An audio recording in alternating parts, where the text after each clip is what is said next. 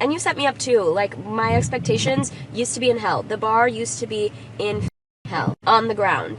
I literally had to beg my ex-boyfriend to text me back. Let's not get into that. He finds me interesting. He thinks I'm a good woman. But when I ask him for money, he doesn't want to give me. Only thing you change about mine is the way he treats. It is evident that women do not know how to raise male children. Their man is going to another country to look for wife.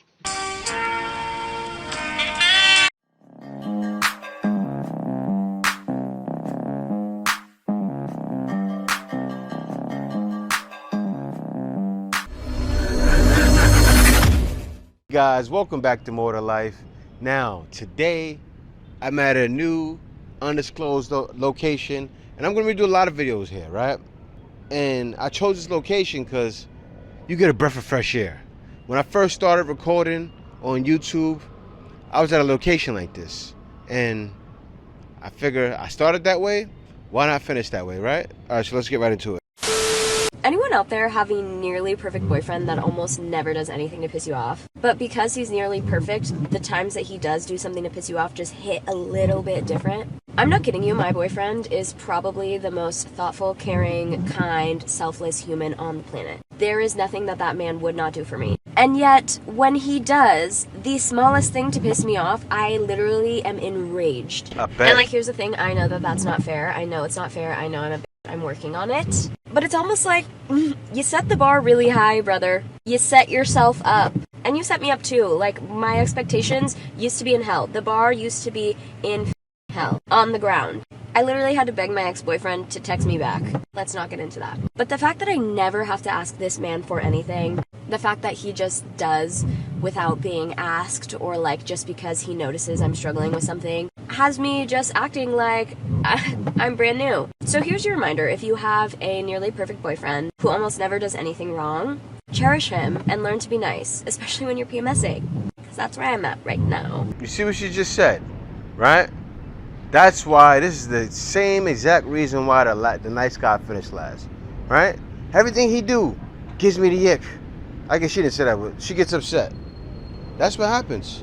If you be yourself and don't try to please, I already know he's pleasing her, right?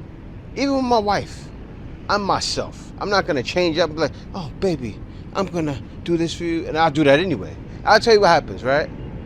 I do things naturally so much that when I'm gone, they go, wow, I really miss somebody cooking for me. I really miss somebody doing this for me. I really miss that. I really miss the guy that cleans up. I do it all. And when you do it naturally and you're not trying to be nice, you don't feel as bad. And I'm sure her man is like on eggshells all the time. Don't live like that. Me, how I tell that a man doesn't like me is when a man tells me he likes me, he cares about me, he finds me interesting, he thinks I'm a good woman, but when I ask him for money, he doesn't want to give me. For me, I know he doesn't like me. I know he's just talking too much. I know he's just trying to confuse me with his words, but he doesn't like me as much as he says he does. Because when a man likes you, he's happy to provide for you. He's happy to take you out. He's happy to buy you flowers, to take you to dinner. Nothing will be so difficult for him to do for you. So when I ask this man that says he cares about me and he wants me for money, and he has difficulties giving it to me, I know he doesn't like me. She's not my responsibility. She was your girlfriend. I know he doesn't, because men put their money where their mouth is. And for me, the art of giving is a sacrifice. I look at it as a sacrifice, as this man has a million things he can do with this money. But he's choosing to give it to me to show me he's able to take care of me. He's happy to provide for me. He's willing to provide for me. Oh, she's a gold digger. Way over town. But when a man only talks in words, but when I ask for something, not necessarily even money, when you ask them for their time, maybe to take you somewhere or to drop you off somewhere or to do 1 and 2, and he's still doing he doesn't like me. Me, that's how I tell. Maybe I'm too shallow in my judgment, but that's how I tell. If I ask a man to do something for me and he doesn't, whether it's money related or not, I know he doesn't like me as much as he says. So that's how I tell. As she said, maybe I'm too shallow in my judgment. Yes, you are. Because it's not all about you, right? What if the man is tied up and he tells you that? Oh, you don't like me. You probably wouldn't say that, right? You keep it quiet and then you go look for the next one. Start monkey branching and drop and leave the man dead in the water. That's why as a man, you gotta be strong-willed and say, you know what? I got her now, but she'll be going tomorrow. It's really like that. You can be with a woman now, and she'll be going tomorrow because she got the next guy that's giving her everything she wants. And he's the next sucker. Beware, y'all. I don't know why it was put on my spirit to give y'all this advice that I got years ago, but I'm going to give it to you just how the girl gave it to me. In the same voice and everything. She said, girl, the only thing you can change about a man is the way he dress. You can't change nothing else. That's it. That's all. Some of y'all need to hear that. Because that's the only thing. You can't love him into changing, baby. If he don't want to change, he's not going to change. Okay? The only thing you can change about a man is the way he dress. Well, you shouldn't want to have to change anything about a man, right? It's all about inclusion. Loving us the way we are. Because you see her, right?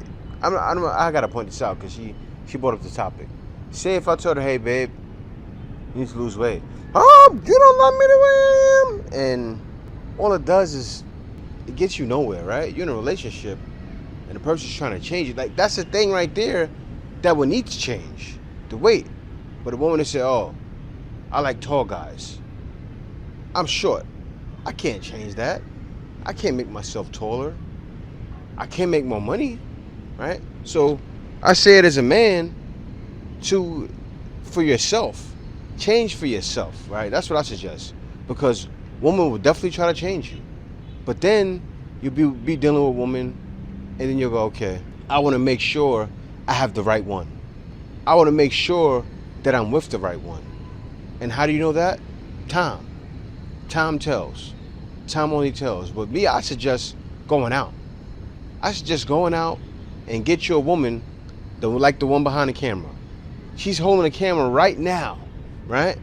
She didn't say, what about me? She's behind the camera right now holding the camera.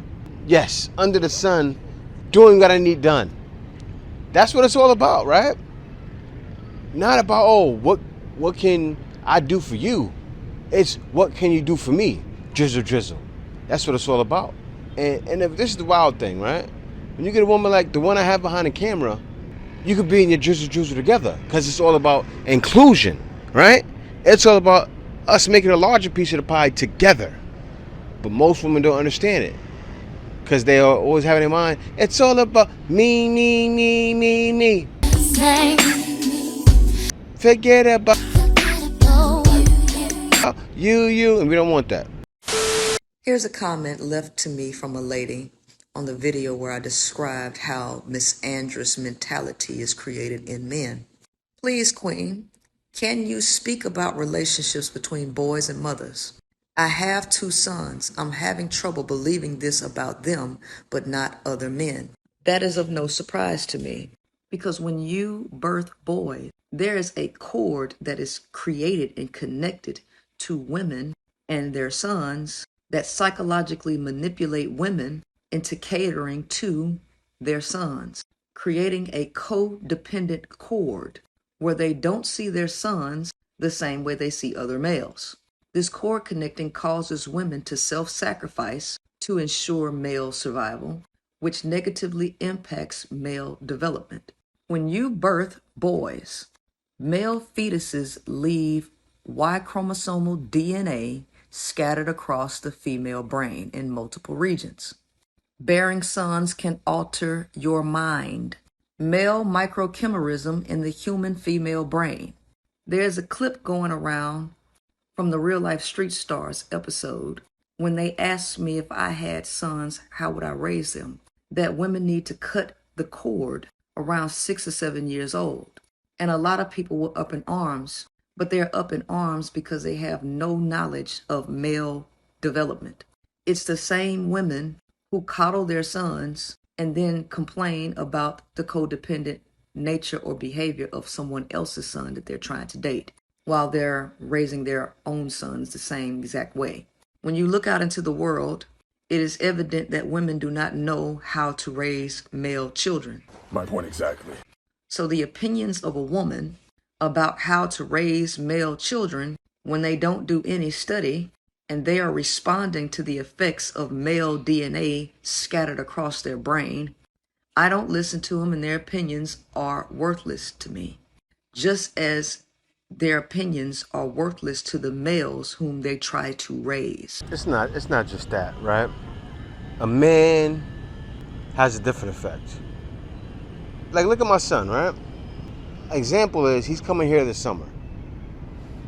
The things I'm going to instill in him in just 2.5 months, over the summer, he's gonna get a lot more from that than he got from his mother the whole entire year. Why is that, right? Because I can show him different things. I can show him how to be a man, right? I can teach him, like this whole summer and also last summer, my whole job is to teach him discipline. Wake up in the morning, have a routine. This summer I'm working on teaching him how to talk. I'm working on teaching him how to be productive on his own, how to generate his own income, right? And the things I know now are things my parents didn't know, right? Like, for instance, I work online, I do many different things. I wish my father could teach me that. He couldn't. I learned it on my own. Now I can pass it on to my son and teach my son high value skills. How to how to influence people, how to manage people, and that's what he needs, right? It's my job to give my son a head start. And also, this is the thing. Me doing that, I'm not coddling him. He's gonna feel I have to do this because my dad is telling me to do it, and I have to do it because I know he's doing it himself, right? I'm leading by example.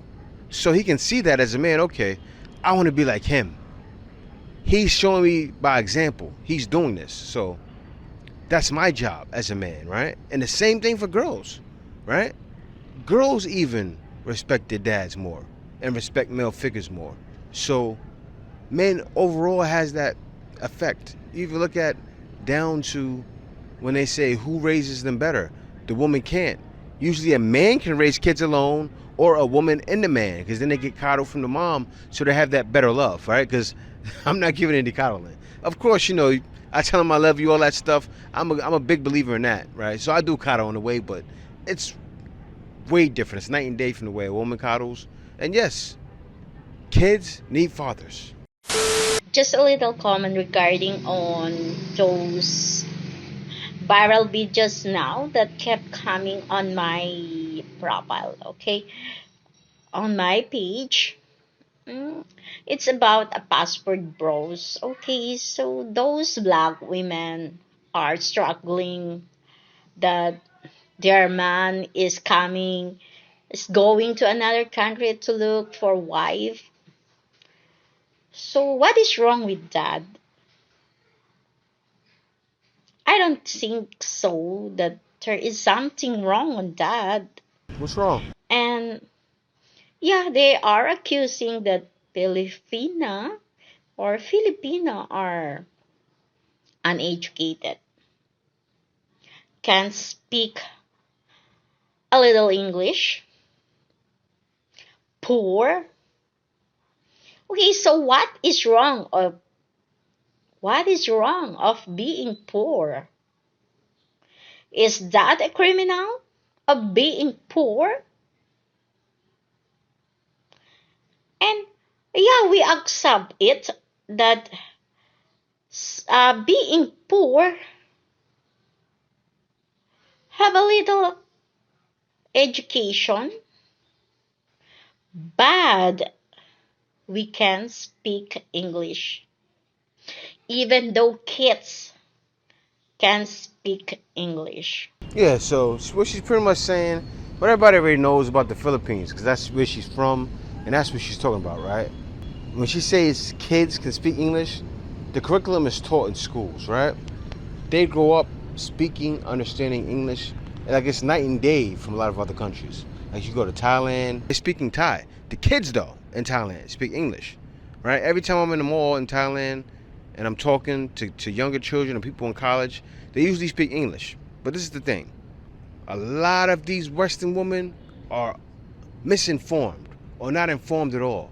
They just think, oh, they poor, no schooling, and they gotta be in destitute and dire need in order to need a man like you. No.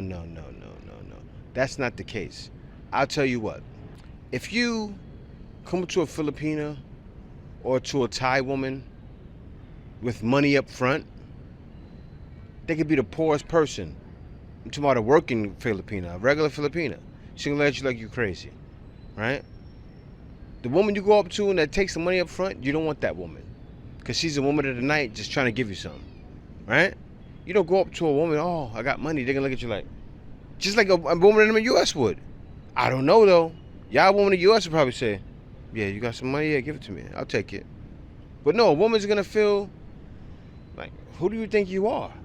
Like, you can't come up to a woman like that here, right? So what you women are thinking, your mindset is flawed. And that's what she's speaking on. She's speaking on how your mindset is flawed. And let me show you what usually happens here. Let me show you guys the love these women are used to getting. They're used to this.